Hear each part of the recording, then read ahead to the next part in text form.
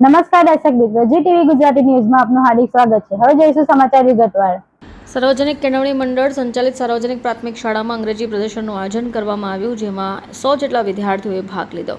અંગ્રેજી ભાષામાં વિદ્યાર્થીઓ શીખી શકે, બાળકોને અંગ્રેજી બોલવાનો ડર દૂર થાય એ હેતુથી આ કાર્યક્રમ આયોજિત કરાયો। સુરતના પાલ ગૌરવપાથ રોડ ઉપર આવેલી સાર્વજનિક કેળવણી મંડળ સંચાલિત સાર્વજનિક પ્રાથમિક શાળામાં વિદ્યાર્થીઓ દ્વારા અંગ્રેજી વિષયને આધારિત ખૂબ સરસ ચાર્ટ દ્વારા અલગ અલગ વિષય પર એક્ઝિબિશન રાખવામાં આવ્યું।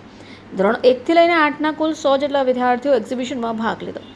માતૃભાષાની સાથે આજના સમયની માંગણી પ્રમાણે અંગ્રેજી વિષયમાં પણ વિદ્યાર્થીઓ સારું પ્રભુત્વ ધરાવે। સ્પોકન ઇંગ્લિશની ટીમ સમગ્ર શાળાના શિક્ષકો દ્વારા સહિયારો પ્રયાસ કરવામાં આવ્યો છે। આચાર્ય ગ્રીષ્માબેન પુરોહિતે જણાવ્યું કે માતૃભાષા ગુજરાતીની સાથે સાથે અંગ્રેજી ભાષા પણ વિદ્યાર્થીઓ શીખી શકે, અંગ્રેજી બોલવાનો ડર વિદ્યાર્થીઓમાં દૂર થાય એ હેતુસર આ કાર્યક્રમ આયોજિત થયું છે। આ કાર્યક્રમમાં 100 જેટલા વિદ્યાર્થીઓએ ભાગ લીધો હતો। મારું નામ ગ્રીષ્મા પુરોહિત છે। હું પ્રાથમિક વિભાગના આચાર્ય શ્રી છું અને સાર્વજનિક કેળવણી મંડળ 18 જણ સંચાલિત આજરોજ શાળામાં એક સરસ મજાના અંગ્રેજી પ્રદર્શનનું આયોજન કરવામાં આવ્યું છે। આનો વિચાર કેમ આવ્યો? આનાથી બાળકોમાં શું પ્રગતિ થશે? ભાષા, ગુજરાતી ભાષા માતૃભાષાની સાથે સાથે અંગ્રેજી ભાષા પણ બાળકો ખૂબ વ્યવસ્થિત શીખી શકે તે હેતુથી પબ્લિક સ્પીકિંગ બહુ સારી રીતે કરી શકે।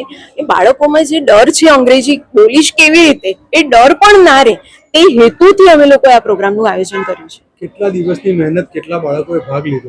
દિવાળી પછીની બધી જ મહેનત છે આમ કહીએ તો, અને લગભગ 100 જેટલા બાળકોએ ભાગ લીધો છે અને લગભગ 30 જેટલી ટીમ છે। એમાં અમારે ત્યાં સ્પોકન ઇંગ્લિશની ટીમ આવે છે। વિશાલભાઈ અને સ્વાતિબેનનો આમાં ઘણો મોટો હાથ હતો કે એ લોકોએ ખૂબ સરસ મહેનતથી બાળકોને તૈયાર કરાવ્યા।